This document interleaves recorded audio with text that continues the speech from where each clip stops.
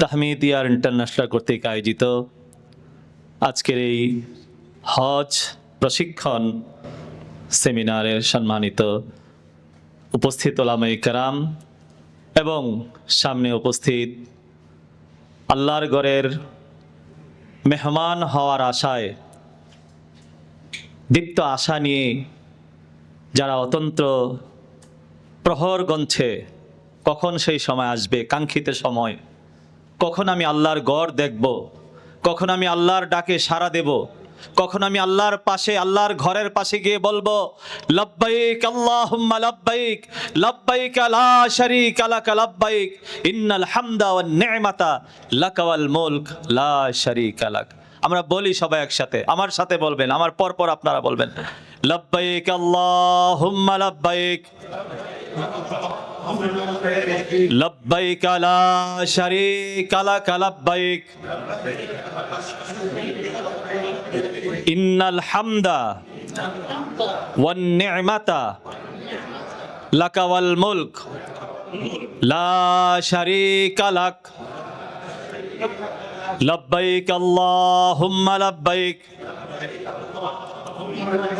লব্বাইক লা শারীকা লাক লব্বাইক ইন্নাল হামদা ওয়ান নি'মাতা লাকা ওয়াল মুলক লা শারীকা লাক। আলহামদুলিল্লাহ। এটা যাদের এখনো সহিশুদ্ধভাবে মুখস্থ হয়নি, আমরা মুখস্থ করে নিব। সব কিছু অন্যান্য দোয়া দুরুদ আমল সব কিছু বাংলায় চলে, কিন্তু এটা হচ্ছে নামাজের তাকবীর। যেমন আল্লাহু আকবার না বলে কেউ যদি বলে আল্লাহ সবচেয়ে বড়, এটা বলে নিয়ত বাঁধে, যেমন তার নামাজ শুদ্ধ হবে না। লাব্বাইকের বাংলা বললেও হজের নিয়ত বান্দা শুদ্ধ হবে না। আমি সেদিকে যাব না, সেটা আমার বিষয় না। আমি যেই বিষয়ে আলোচনা করব সেটা হচ্ছে হজের ইহরাম বাঁধার পরে কোন কোন কাজ নিষেধ, কোন কোন কাজ করা যাবে। হজটা মূলত মানে পুরাটাই একটা প্রশিক্ষণ, পুরা হজের সফর কিসের প্রশিক্ষণ? আল্লাহকে মানার প্রশিক্ষণ।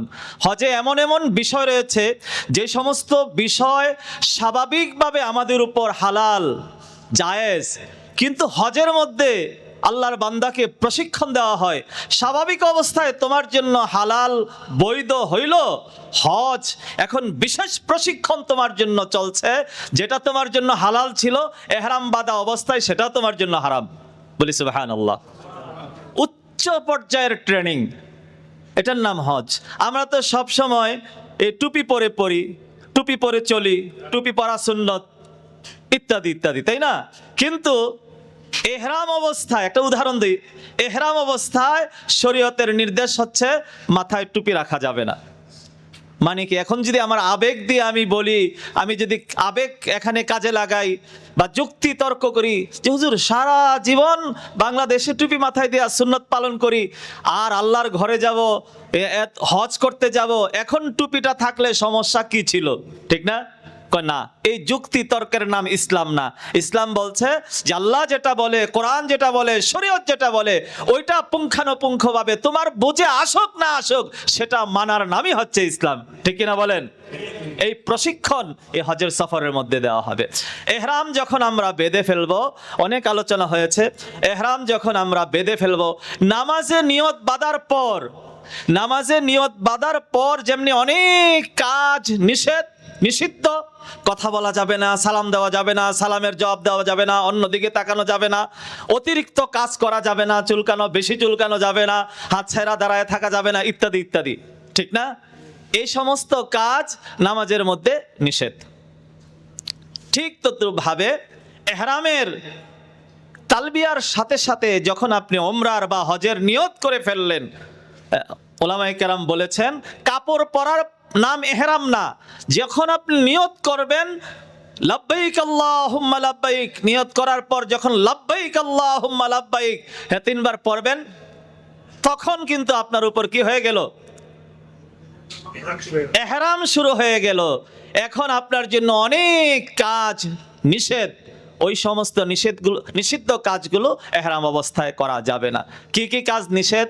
বড় বড় কয়েকটা নিষেধ আছে, যেগুলো কোরআন শরীফের মধ্যে আল্লাহ পাক রব্বুল আলামিন ইরশাদ করেছেন।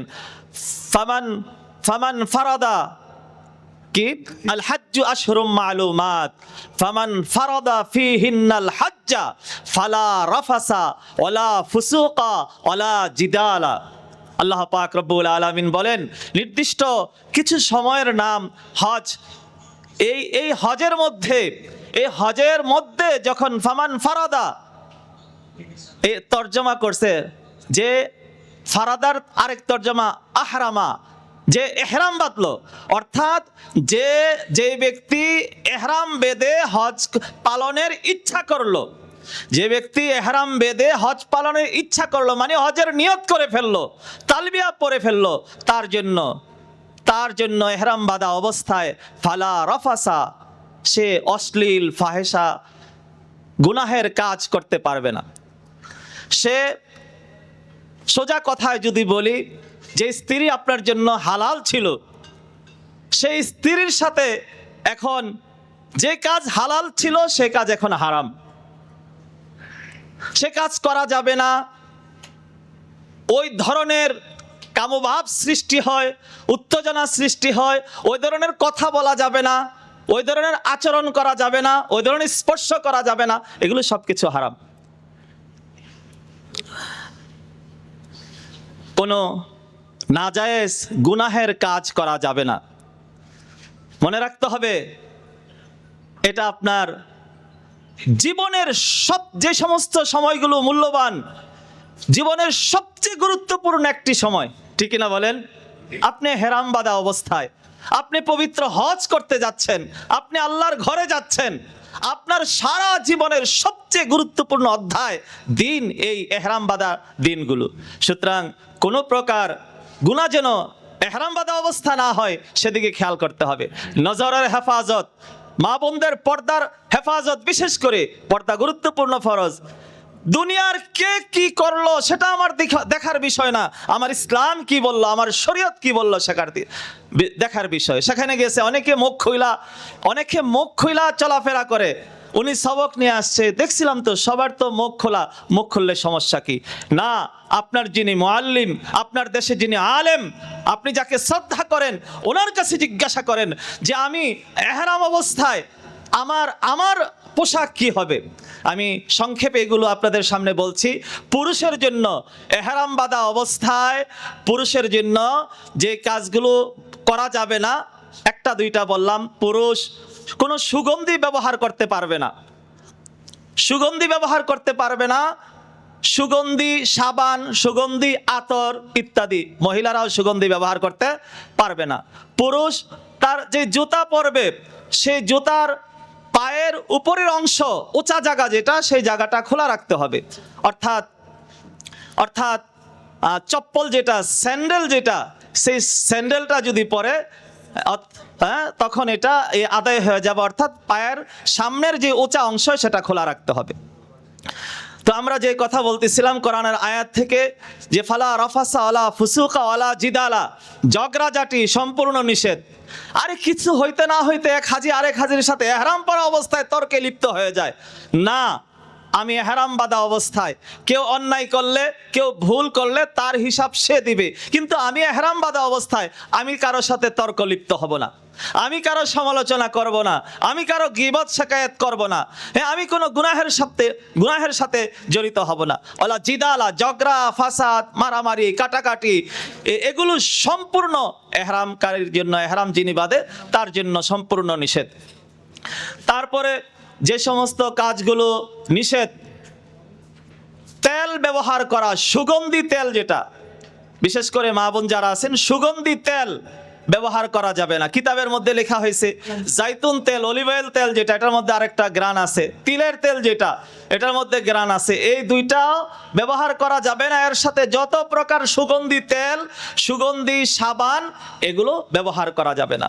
হাতের নখ, মোষ, চুল, বিভিন্ন অবাঞ্ছিত পশম যেগুলো, সেগুলো আগেই পরিষ্কার করে নেবেন। এহরামের নিয়ত করার পর, এহরাম বাঁধা অবস্থায় এগুলো কি করা যাবে না, এগুলো কাটা যাবে না। মোষ, চুল, এগুলো নখ, এগুলো কাটা যাবে না। পুরুষের জন্য এহরাম বাঁধা অবস্থায় মুখ এবং মাথা খোলা রাখতে হবে। কি ভাই? চেহারা এবং মাথা খোলা রাখতে হবে। ঘুমাইছেন, শুইছেন, একবারে কম্বল নাকে মুখে দিয়া, কয় না, খোলা রাখতে হবে। যদি সেলাইকৃত কোনো পোশাক পরা যাবে না। টুপি, গেঞ্জি, কোট, পাঞ্জাবি, টাই, এমনকি প্যান্টের নিচে যেটা পরায় সেটাও পরা যাবে না। সেলাইকৃত কোনো কাপড় পরা যাবে না। তবে হ্যাঁ, এহরামের কাপড় আটকানোর জন্য বেল্ট, এটা ব্যবহার করা যাবে যদি এটার মধ্যে সেলাই আছে। ব্যাগ, যেটা আপনার সাইড ব্যাগ থাকবে, পাসপোর্ট রাখার জন্য যে ব্যাগ, যদিও সেটার মধ্যে সেলাই আছে, এটা আপনার পোশাক না। ঠিক কিনা বলেন? এটা আপনার পোশাক না, সেলাইকৃত পোশাক বলেছি, এগুলো পরা যাবে না।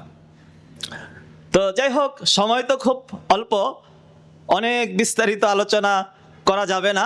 এই সমস্ত কাজগুলো করা যাবে না। তারপরে কি যেন মনে হয়েছিল একটু আগে, মাথা ঢেকে রাখা যায়। মহিলারা, হ্যাঁ, মহিলারা এহরাম বাঁধা অবস্থায় মাথা, চেহারা, মাথা তো অবশ্যই ঢাকা থাকবে। স্বাভাবিক পোশাকে উনি থাকবেন, ওনার জন্য ভিন্ন কোনো এহরামের কাপড় নেই। তবে মহিলা এহরাম পরা অবস্থায় ওনার চেহারায় কাপড় লাগানো যাবে না। পরিপূর্ণ পর্দাও করতে হবে এবং চেহারাও খোলা রাখতে হবে। অর্থাৎ চেহারা খোলা রাখতে হবে মানে চেহারার মধ্যে লাগায়া স্বাভাবিকভাবে যেভাবে নিকাব পরে ওইটা পড়তে পারবে না, চেহারা খোলা রেখে পর্দা করতে হবে। এই জন্য আমাদের মুফতি আকরাম সাহেব বলেছেন যে আধুনিক এক ধরনের এই ক্যাপ পাওয়া যায় পর্দার, যেটা সেটা সামনে থাকবে। যেভাবে একান্তভাবে মাসালাতে এটাও বলা হয়েছে, যদি এমন হয় যে পর্দার লঙ্ঘন হওয়ার সম্ভাবনা আছে, তখন যে কোনোভাবে চেহারায় যদি কাপড় লাগেও তারপরও পর্দা রক্ষা করতে হবে, কিছুতেই চেহারা দেখানো যাবে না। আল্লাহ আমাদের সকলকে আমল করার তৌফিক দান করুক, বলি আমিন। এছাড়া আর কি, চুল পশম কাটা, হাতের নখ কাটা ইত্যাদি। এহরাম অবস্থায় কি কি করা যাবে? এহরাম অবস্থায় অনেকে, হুজুর দাঁত মাজা যাবে কিনা, উনি তো 5 দিন যাবত দাঁত মাজতেছে না। কয় না, এমনটা না, আপনি পেস্ট ব্যবহার করতে পারবেন, দাঁত মাজতে পারবেন। সবচেয়ে বড় পরামর্শ হচ্ছে যদি মেসওয়াকের অভ্যাস আমরা করে নিই, সবচেয়ে ভালো। মনে রাখবেন, আপনি মেসওয়াকওয়ালার দেশে যাচ্ছেন, মনে রাখবেন আপনি মেসওয়াক যে সুন্নত, এই সুন্নতওয়ালা যে মাটিতে হাঁটতেছিল, সেই মাটিতে আপনি হাঁটতেছেন। ঠিক না ভাই? ওই মেসওয়াক আর সুন্নতের পাবন্দি অভ্যাস যদি নবীজির দেশে গিয়া না হয়, আর কোথায় হবে? এই জন্য প্রত্যেক হাজে আমরা চেষ্টা করব, কত কিছু হজের মার্কেট করলাম, এই করলাম, মেসওয়াক কিনছি কিনা এটাও তালিকায় রাখা চাই। ঠিক না ভাই? তো মেসওয়াকের অভ্যাস আমরা করব, পেস্ট ব্যবহার করতে পারবো। সুগন্ধি পেস্ট তো নাই, কিন্তু মুফতি জিকরুল্লাহ সাহেব উনি ওনার কিতাবের মধ্যে লেখছেন, হ্যাঁ, উনি ওনার কিতাবের মধ্যে লেখছেন যে পেস্ট ব্যবহার করতে পারবে।